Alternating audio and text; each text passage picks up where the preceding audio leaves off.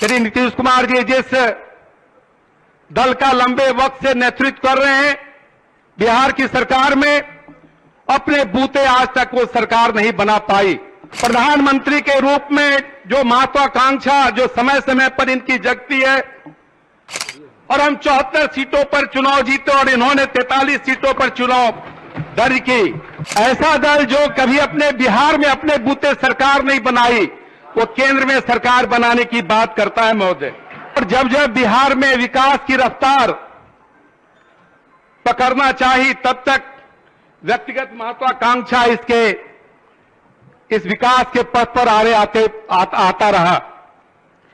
महोदय, मुझे तो इस बात का अफसोस है कि श्री नीतीश कुमार जी जिस दल का लंबे वक्त से नेतृत्व कर रहे हैं, बिहार की सरकार में अपने बूते आज तक वो सरकार नहीं बना पाई। और केंद्र में प्रधानमंत्री के रूप में जो महत्वाकांक्षा जो समय समय पर इनकी जगती है, जो 2013 में भी जगी और 2022 में भी जगी है। महोदय, ऐसा दल जो कभी अपने बिहार में अपने बूते सरकार नहीं बनाई, वो केंद्र में सरकार बनाने की बात करता है महोदय। महत्वाकांक्षा रखना खराब बात नहीं है।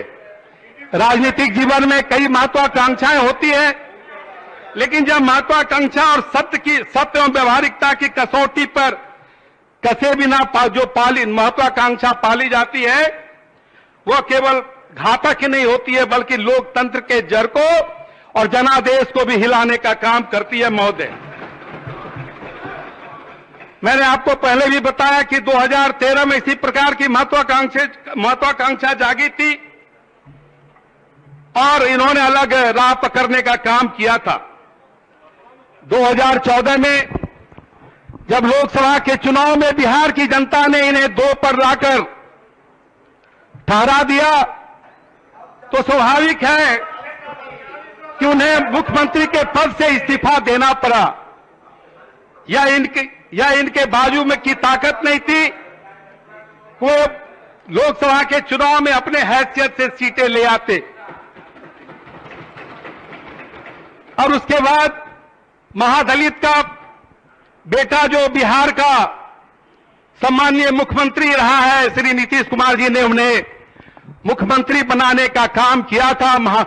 हम सबों को भी लगा था कि महादलित का बेटा आज बिहार का मुख्यमंत्री बना है, लेकिन जिस तरीके से उन्हें सत्ता से च्युत किया गया, मुख्यमंत्री पद से हटाया गया और नीतीश कुमार जी स्वयं मुख्यमंत्री के पद पर बैठ गए महोदय। और 2015 में महागठबंधन के तहत राष्ट्रीय जनता दल से इन्होंने हाथ मिलाया। फिर 2017 में परिस्थितियां बदली। हम तो चाहते थे कि बिहार का विकास को, जिसको 2005 में हम सबों ने एक उड़ान दिया था, एक पंख दिया था, उस उड़ान को मुकाम तक पहुंचाने का काम करें। लेकिन पुनः ये फिर एनडीए के साथ आ गए। हम सबों ने भी स्वीकार किया, क्योंकि हमें एक ललक थी कि बिहार को हम विकास के अंतिम ऊंचाई तक ले जाने का काम करेंगे। और जब 2019 में भारत के यशस्वी प्रधानमंत्री श्री नरेंद्र मोदी जी के नेतृत्व में हम सब साथ चुनाव लड़े, तो बिहार में लोकसभा की सीट हम सब 39 जीते, जिसमें 16 जनता दल यूनाइटेड ने जीता और 17 हम जीते। यह जो 16 सीटें हैं, ये नरेंद्र मोदी के बदौलत था महोदय। आज नरेंद्र मोदी ने ये साख पैदा की पूरे देश में, और बिहार की धरती पर की 40 में से 39 सीटें हम सबों ने जीतने का काम किया महोदय।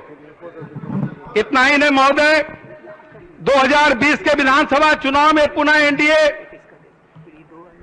गठबंधन को बहुमत मिला और हम 74 सीटों पर चुनाव जीते और इन्होंने 43 सीटों पर चुनाव दर्ज की। लेकिन हमारा नेतृत्व ने वादा किया था, एनडीए गठबंधन का नेतृत्व आप करेंगे श्री नीतीश कुमार जी, और हमने उन्हें मुख्यमंत्री के रूप में स्वीकार किया। यही एक ताकत है भारतीय जनता पार्टी की, यही भारतीय जनता पार्टी की विश्वसनीयता भी है। महोदय,